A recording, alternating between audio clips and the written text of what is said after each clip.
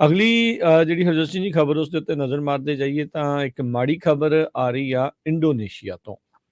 Indonesia ਦੇ ਇਲਾਕੇ ਦੇ ਵਿੱਚ 5.6 ਤੀਬਰਤਾ ਦਾ ਇੱਕ ਭੂਚਾਲ ਜਿਹੜਾ ਉਹ ਆਇਆ ਆ, ਅਰਥਕੁਇਕ ਆਇਆ, ਜਿਸ ਕਰਕੇ ਹੁਣ ਤੱਕ ਮਿਲੀਆਂ ਖਬਰਾਂ ਦੇ ਅਨੁਸਾਰ 162 ਜਾਣੇ ਜਿਹੜੇ ਉਹ ਮਰ ਚੁੱਕੇ ਆ। 5.6 ਦਾ ਜਿਹੜਾ ਝਟਕਾ ਕਈ ਮੁਲਕਾਂ ਦੇ ਵਿੱਚ ਇਸ ਨੂੰ ਮਾਮੂਲੀ ਕਹਿ ਲਓ ਵੀ, ਜਾਂ ਉਹਨਾਂ ਦੀ ਇਨਫਰਾਸਟ੍ਰਕਚਰ ਢਾਂਚਾ ਇੰਨਾ ਮਜ਼ਬੂਤ ਹੁੰਦਾ ਵੀ ਉਹ ਸਹਿ ਲੈਂਦਾ ਆ, ਪਰ ਇੰਡੋਨੇਸ਼ੀਆ ਵਰਗੇ ਮੁਲਕ ਦੇ ਵਿੱਚ ਇਸ ਦਾ ਖਾਮਿਆਜ਼ਾ ਜਿਹੜਾ ਉਹ ਭੁਗਤਣਾ ਪਿਆ ਆ। ਵੈਸਟਰਨ ਜਾਵਾ ਪ੍ਰੋਵਿੰਸ ਜਿਹੜੀ ਆ ਉੱਥੇ ਇਹ ਖਬਰ ਆ ਰਹੀ ਆ। ਹੁਣ ਤੱਕ 162 ਜਣਿਆਂ ਦੇ ਮਰਨ ਦੀ ਤੇ 326 ਜਣੇ ਜਿਹੜੇ ਫੱਟੜ ਹੋਏ ਦੱਸੇ ਜਾਂਦੇ ਆ। ਵੈਸਟ ਜਾਵਾ ਦੇ ਜਿਹੜੇ ਗਵਰਨਰ ਨੇ ਰਿਡਵਾਨ ਕਮੀਲ, ਉਹਨਾਂ ਨੇ ਜਿਹੜੀ ਇੱਕ ਨਿਊਜ਼ ਕਾਨਫਰੰਸ ਦੇ ਵਿੱਚ ਇਸ ਦੇ ਬਾਰੇ ਜਾਣਕਾਰੀ ਜਿਹੜੀ ਉਹ ਦਿੱਤੀ ਆ। ਇਹ ਜਿਹੜਾ ਭੂਚਾਲ ਆ ਹਰਜੋਤ ਸਿੰਘ ਜੀ, USGS ਜਿਹੜੀ ਯੂਨਾਈਟਿਡ ਸਟੇਟ ਜਿਓਲੋਜੀਕਲ ਸਰਵੇ ਆ, ਉਹਨਾਂ ਦੇ ਮੁਤਾਬਕ 10 ਕਿਲੋਮੀਟਰ ਧਰਤੀ ਹੇਠਾਂ ਸਤ੍ਹਾ ਦੇ ਜਿਹੜਾ ਉਹ ਸੀਗਾ ਵੈਸਟਰਨ ਜਾਵਾ ਦੇ ਵਿੱਚ ਹੀ, ਜਿਹੜਾ ਇਸ ਦਾ ਮੇਨ ਪੁਆਇੰਟ ਸੀਗਾ, ਧੁਰਾ ਸੀਗਾ। ਤੇ ਇਸ ਭੂਚਾਲ ਦੇ ਕਰਕੇ ਹੁਣ ਤੱਕ ਤਕਰੀਬਨ 14,000 ਲੋਕ ਘਰੋਂ ਬੇਘਰ ਹੋ ਚੁੱਕੇ ਨੇ ਤੇ 14 ਵੱਖ-ਵੱਖ ਰਿਫਿਊਜੀ ਕੈਂਪ ਜਿਹੜੇ ਆ ਉਹ ਚਲਾਏ ਗਏ ਨੇ।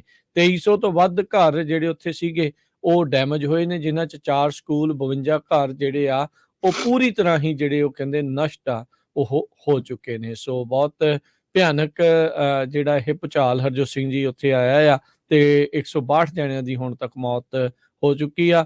ਮਲਬਾ ਹਟਾਉਣ ਦਾ ਰਾਹਤ ਦੇ ਕਾਰਜ ਆ ਜਿਹੜੇ ਆ ਉਹ ਜੰਗੀ ਪੱਧਰ ਦੇ ਉੱਤੇ ਚੱਲ ਰਹੇ ਨੇ, ਤੇ ਪਰ ਅਜੇ ਵੀ ਜਿਹੜੇ ਕਹਿੰਦੇ ਵੀ ਮਲਬੇ ਹੇਠ ਕਈ ਲੋਕ ਦੱਬੇ ਹੋਣ ਦੀਆਂ ਜਿਹੜੀਆਂ ਉਹ ਕਿਆਸਰਾਈਆਂ ਦੱਸੀਆਂ ਜਾਂਦੀਆਂ ਨੇ। 2004 ਦੇ ਵਿੱਚ ਇੰਡੋਨੇਸ਼ੀਆ ਦੇ ਹੀ ਸੁਮਾਤਰਾ ਆਈਲੈਂਡ ਦੇ ਉੱਤੇ 9.1 ਤੀਬਰਤਾ ਦਾ ਬਹੁਤ ਭਿਆਨਕ ਭੂਚਾਲ ਆਇਆ ਸੀ, ਜਿਸ ਕਰਕੇ ਹਰਜੋਤ ਸਿੰਘ ਜੀ ਸੁਨਾਮੀ ਆਈ ਸੀ ਤੇ ਉਸ ਸੁਨਾਮੀ ਨੇ 14 ਵੱਖ-ਵੱਖ ਮੁਲਕਾਂ ਦੇ ਉੱਤੇ ਜਿਹੜਾ ਆ ਉਹ ਵਾਰ ਕੀਤਾ ਸੀਗਾ ਤੇ ਉਹ ਪਹੁੰਚੀ ਸੀ ਤੇ 2.25 ਲੱਖ ਤੋਂ ਵੱਧ ਬੰਦਾ ਜਿਹੜਾ ਆ ਉਦੋਂ ਉਸ ਸੁਨਾਮੀ ਦੇ ਨਾਲ ਮਰ ਗਿਆ ਸੀਗਾ। ਸੋ ਅੱਧੇ ਤੋਂ ਵੱਧ ਤਾਂ ਕਹਿੰਦੇ ਉਦੋਂ ਇੰਡੋਨੇਸ਼ੀਆ ਦੇ ਵਿੱਚ ਮੌਤਾਂ ਹੋਈਆਂ ਸੀਗੀਆਂ। ਇੱਕ ਵਾਰੀ ਫੇਰ ਇੱਕ ਭਿਆਨਕ ਭੂਚਾਲ ਨੇ ਇੰਡੋਨੇਸ਼ੀਆ ਨੂੰ ਪੂਰੀ ਤਰ੍ਹਾਂ ਹਿਲਾ ਦਿੱਤਾ। ਅਗਲੀ ਮੇਜਰ ਖਬਰ ਵੱਲ ਚੱਲੀਏ। ਪਿਛਲੇ ਦਿਨਾਂ ਦੇ ਵਿੱਚ ਵਾਈਟ ਹਾਊਸ ਨੇ ਵਿੱਚ ਪੈ ਕੇ ਡੀਲ ਬਣਾਈ ਸੀ ਰੇਲ ਰੋਡ ਵਰਕਰਸ ਦੀ ਤੇ ਰੇਲ ਰੋਡ ਕੰਪਨੀਆਂ ਦੀ ਤੇ ਯੂਨੀਅਨਸ ਦੀ, ਤੇ ਸਤੰਬਰ ਦੇ ਵਿੱਚ ਇਹ ਹੋਈ ਸੀ। ਤੇ ਪਰ ਅੱਜ ਜੋ ਰੇਲ ਰੋਡ ਵਰਕਰਸ ਆ ਉਹ ਕਹਿੰਦੇ ਆ ਵੀ ਜਿਹੜੀਆਂ ਵੱਡੀਆਂ 2 ਯੂਨੀਅਨਸ ਆ ਉਹਨਾਂ ਨੇ ਉਹ ਡੀਲ ਆ ਰਿਜੈਕਟ ਕਰ ਦਿੱਤੀ ਆ ਤੇ ਦਸੰਬਰ 5 ਦੀ ਰਾਤ ਨੂੰ ਉਹ ਸਟ੍ਰਾਈਕ ਤੇ ਫੇਰ ਜਾ ਸਕਦੇ ਆ। ਇਹ ਸਟ੍ਰਾਈਕ ਦਾ ਕਾਫੀ ਵੱਡਾ ਅਸਰ ਪਊਗਾ ਜੇ ਜਾਂਦੀ ਆ ਫੂਡ ਤੇ એનર્ਜੀ ਸਪਲਾਈਜ਼ ਦੇ ਉੱਤੇ ਅਸਰ ਪਊਗਾ, ਟ੍ਰੇਨ ਟਰੈਵਲ ਤੇ ਈਵਨ ਡਰਿੰਕਿੰਗ ਵਾਟਰ ਦੇ ਉੱਤੇ, ਪੀਣ ਵਾਲੇ ਪਾਣੀ ਦੇ ਉੱਤੇ ਵੀ। 12 ਰੇਲ ਯੂਨੀਅਨਸ ਜੋ ਹੈਗੀਆਂ ਆ ਉਹਨਾਂ ਨੇ ਇਹ ਰੈਟੀਫਿਕੇਸ਼ਨ ਪ੍ਰੋਸੈਸ ਪੂਰੀ ਕਰ ਲਈ ਆ ਤੇ 8 ਜੋ ਯੂਨੀਅਨਸ ਆ ਉਹ ਫੇਵਰ ਦੇ ਵਿੱਚ ਹੈਗੀਆਂ ਆ, 4 ਜੋ ਆ ਅਗੇਂਸਟ ਹੈਗੀਆਂ ਆ।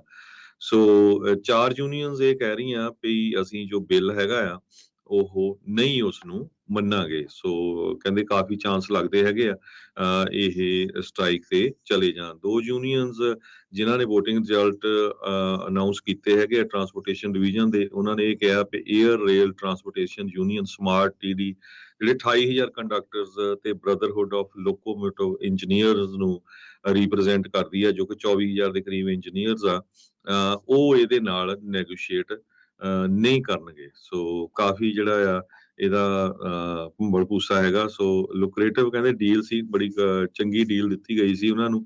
14% ਪੇ ਰੇਜ਼ ਸੀਗਾ ਬੈਕ ਡੇਟ 2020 ਤੋਂ ਲੈ ਕੇ, ਤੇ ਆਉਣ ਵਾਲੇ ਸਾਲਾਂ 'ਚ 24% ਹੋਣਾ ਸੀ ਤੇ $1,000 ਉਹਨਾਂ ਨੂੰ ਕੈਸ਼ ਪੇਮੈਂਟਸ ਵੀ ਦੇਣੀਆਂ ਸੀਗੀਆਂ। ਸੋ ਐਵਰੇਜ ਕਹਿੰਦੇ ਵਰਕਰਸ ਨੂੰ $11,000 ਦੇ ਕਰੀਬ ਮਿਲਣਾ ਸੀ। ਹੁਣ ਦੇਖਦੇ ਆ ਵੀ US ਦੀ ਕਾਂਗਰਸ ਇੱਕ ਵਾਰੀ ਫੇਰ ਇਹਦੇ ਤੇ ਵਰਕਆਊਟ ਕਰਦੀ ਆ ਕਿ ਨਹੀਂ।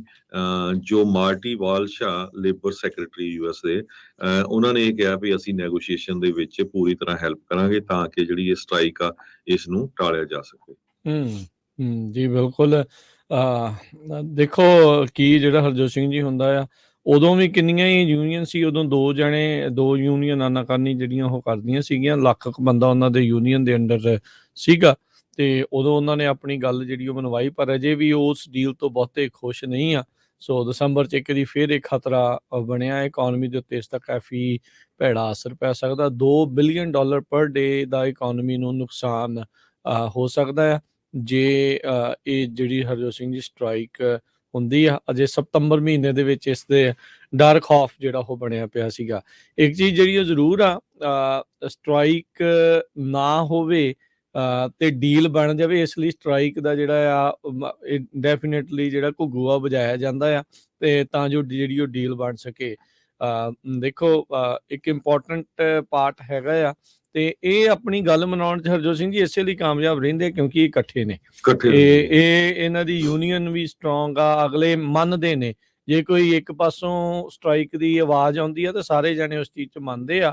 ਬਹੁਤ ਸਾਰੀਆਂ ਜਿਹੜੀਆਂ ਹੋਰ ਇੰਡਸਟਰੀਜ਼ ਆ ਹੈ, ਹੁਣ ਦੇਖੋ ਹਰਜੋਤ ਸਿੰਘ ਜੀ ਇਹ ਵੀ ਕੈਪੀਟਲਿਸਟ ਮੁਲਕ ਦੇ ਵਿੱਚ ਹੀ ਆ, ਬਟ ਇਹ ਆ ਵੀ ਇਹਨਾਂ ਨੇ ਆਪਣੇ ਆਪ ਨੂੰ ਸਟਰੋਂਗ ਰੱਖਿਆ ਆ, ਮਜ਼ਬੂਤ ਰੱਖਿਆ ਆ। ਅਗਲੇ ਦੂਜਿਆਂ ਨੂੰ ਜਿਨ੍ਹਾਂ ਦੇ ਨਾਲ ਡੀਲ ਕਰਨੀ, ਅਗਲਿਆਂ ਨੂੰ ਡੈਸਕ ਤੇ ਜਿਹੜੇ ਉਹ ਬਿਠਾਉਣ ਦੇ ਵਿੱਚ ਕਾਮਯਾਬ ਹੁੰਦੇ ਆ, ਪਰ ਦੂਜੇ ਪਾਸੇ ਜਿਹੜੇ ਆ ਉਹ ਅਲੱਗ-ਅਲੱਗ ਪਏ ਹੋਣ ਕਰਕੇ ਉਹਨਾਂ ਦੀ ਗੱਲ ਜਿਹੜੀ ਉਹ ਰਹਿ ਨਹੀਂ ਜਾਂਦੀ। ਆਪਾਂ ਦੇਖਿਆ ਹੀ ਆ ਵੀ ਟਰੱਕਾਂ ਵਾਲੇ ਹੋ ਗਏ, ਫਾਰਮਰ ਹੋ ਗਏ, ਬਹੁਤ ਜਾਣੇ ਜਿਹੜੇ ਆ ਉਹ ਇੱਦਾਂ ਹੀ ਰਹਿ ਜਾਂਦੇ ਆ। ਇੱਥੋਂ ਤੱਕ ਕਿ ਜਿਹੜੇ ਨਰਸਿਸ ਆ, ਕੁਛ ਜਿੱਦਾਂ ਹਸਪਤਾਲਾਂ ਵਾਲੇ ਆ ਜਾਂ ਉਹ ਵਰਕਰਸ ਆ, ਉਹ ਵੀ ਆਪਣੀ ਗੱਲ ਮਨਾਉਣ 'ਚ ਇੱਦਾਂ ਜਿਹੜਾ ਉਹ ਕਾਮਯਾਬ ਹੋ ਜਾਂਦੇ ਆ। ਚੀਜ਼ਾਂ ਉਹ ਵੀ ਦੋਨੋਂ ਜਿਹੜੀਆਂ ਬਹੁਤ ਗੰਭੀਰ ਨੇ ਤੇ ਇੰਪੋਰਟੈਂਟ ਨੇ, ਮਹੱਤਤਾ ਰੱਖਦੀਆਂ, ਉਹ ਤੋਂ ਬਗੈਰ ਚੱਲਦਾ ਨਹੀਂ ਆ। ਬਟ ਸਮਹਾਓ ਉਹਨਾਂ ਦੇ ਵਿੱਚ ਜਿਹੜਾ ਏਕਾ ਨਾ ਹੋਣ ਕਰਕੇ ਉਹਦਾ ਖਾਮਿਆਜ਼ਾ ਉਹਨਾਂ ਨੂੰ ਭੁਗਤਣਾ ਪੈਂਦਾ ਆ। ਹੁਣ ਦੇਖੋ ਐਗਰੀਮੈਂਟ ਕੀ ਆ, ਹੁਣ ਤੁਸੀਂ ਦੇਖੋ ਵੀ ਇੰਨਾ ਇੰਪੋਰਟੈਂਟ ਚੀਜ਼ ਆ ਜਿਹਦੇ ਕਰਕੇ ਵਾਈਟ ਹਾਊਸ ਨੂੰ ਬਾਰ-ਬਾਰ ਇਸ ਦੇ ਵਿੱਚ ਦਖਲ ਜਿਹੜਾ ਉਹ ਦੇਣਾ ਪੈਂਦਾ ਆ, ਅਦਰਵਾਈਜ਼ ਕੰਮ ਜਿਹੜਾ ਉਹ ਖਰਾਬ ਹੋ ਸਕਦਾ। ਹੁਣ ਸਰਫੇਸ ਟਰਾਂਸਪੋਰਟੇਸ਼ਨ ਬੋਰਡ ਇਹ ਫੈਡਰਲ ਏਜੰਸੀ ਆ, ਇਹ ਪੂਰੇ ਫਰੇਟ ਰੇਲ ਨੂੰ ਰੈਗੂਲੇਟ ਕਰਦੀ ਆ ਤੇ ਉਹਨਾਂ ਨੇ ਜਿਹੜਾ ਉਹ ਕਿਹਾ ਆ, ਉਹ ਦੱਸਦੇ ਆ, ਕਹਿੰਦੇ ਵੀ 30% ਘੱਟ ਵਰਕਰ ਇਹਨਾਂ ਨੇ ਇੰਪਲੋਏ ਕੀਤੇ ਆ ਇਸ ਵਾਰ, ਜਿਹੜੇ ਲਾਰਜੈਸਟ ਜਿਹੜੇ ਫਰੇਟ ਕੈਰੀਅਰਸ ਆ ਉਹਨਾਂ ਨੇ, ਜਿਹੜੇ ਪਿਛਲੇ 6 ਸਾਲਾਂ ਦੇ ਹਿਸਟਰੀ ਦੇ ਵਿੱਚ ਜਿਹੜਾ ਉਹ ਦੇਖਿਆ ਜਾਂਦਾ ਆ। ਸੋ ਲੈਟਸ ਸੀ ਕੀ ਬਣਦਾ ਆ, ਪਰ ਨਜ਼ਰ ਰਹੇਗੀ ਵੀ ਕੀ ਡੀਲ ਇਹਨਾਂ ਦੀ ਬਣਦੀ ਆ ਜਾਂ ਨਹੀਂ।